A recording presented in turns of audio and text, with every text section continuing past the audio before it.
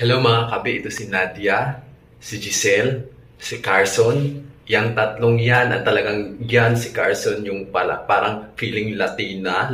Hindi ko alam kung anong feeling niya. Yan, si Carson.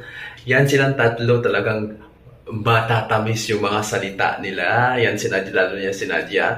So, makikita mo talaga yung status ng tao kung saan siya nagmula, di ba? Lalo lang yan si Giselle, talagang ang gaganda ng mga ano nila, kumbaga, lalo na yan si Nadia sa si Carso, no, in-interview sila ng GMA, talagang, the Philippine candidate, representing blah, blah, blah, and so talagang trash, mabasura yung mga bunganga nila, kasi, di ba, paano ko nasabi mga kabesh, di ba, silang tatlo, 666 yan, parang demonyo yung mga yan, di ba, talagang 6 talagang binigay nilang score ni Michelle Marquez Day. Makikita mo talaga doon na talagang pinagtulungan talaga nila ang ating